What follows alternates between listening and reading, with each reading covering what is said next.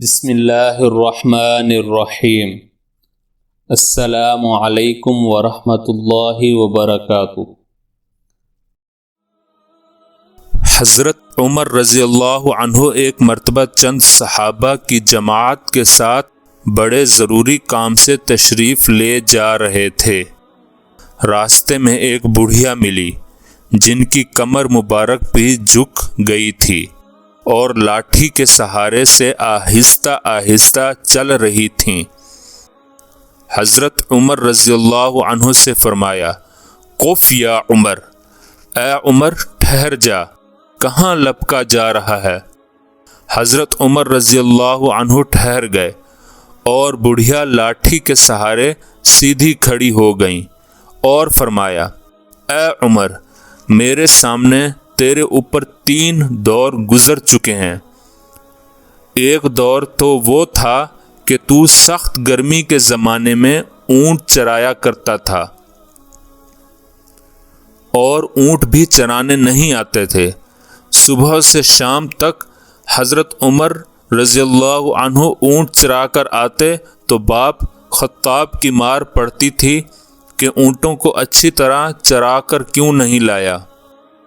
ان کی بہن عمر کو یہ کہتی تھی کہ عمر، تجھ سے تو پھلی بھی نہیں پھوٹتی۔ تو اس بڑھیا نے کہا کہ تو اونٹ چرایا کرتا تھا اور تیرے سر پر ٹاٹ کا یا کمبل کا ٹکڑا ہوتا تھا اور ہاتھ میں پتے جھاڑنے کا آنکڑا ہوتا تھا۔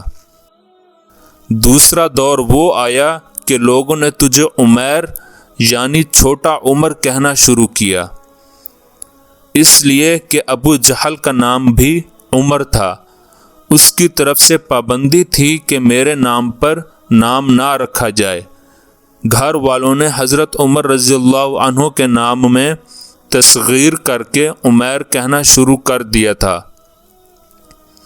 2 ہجری میں غزوہ بدر ہوا اور اس میں ابو جہل مارا گیا۔ اس وقت ان کو عمیر ہی کہا جاتا تھا۔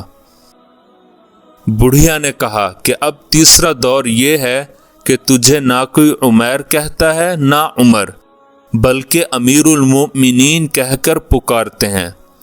اس تمہید کے بعد بڑھیا نے کہا، اتق اللہ تعالی فی الرعیہ، رعایا کے بارے میں اللہ سے ڈرتے رہنا۔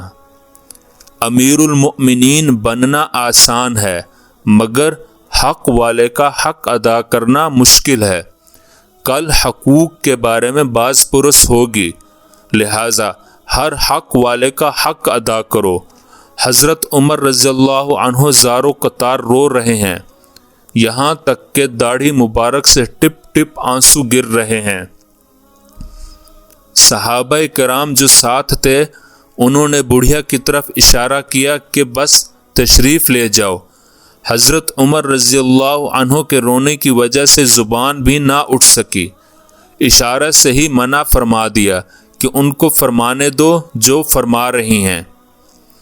جب وہ چلی گئی تب صحابہ میں سے کسی نے پوچھا کہ یہ بڑھیا کون تھی جس نے آپ کا اتنا وقت ضائع کیا؟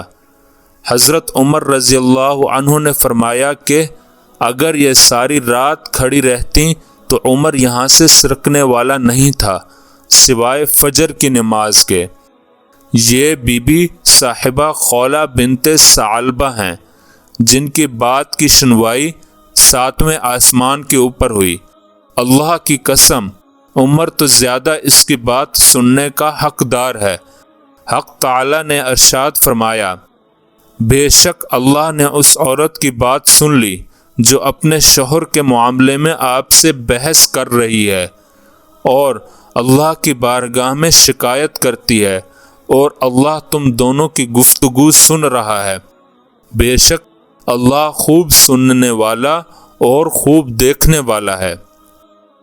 فرمایا، عمر کی کیا مجال تھی کہ ان کی بات نہ سنے جن کی بات 7ویں آسمان کے اوپر سنی گئی۔ اللہ پاک صحابہ کرام رضی اللہ عنہم کے درجات کو بلند فرمائے اور ہمیں صحابہ کے نقش قدم پر چلنے کی توفیق عطا فرمائے، آمین۔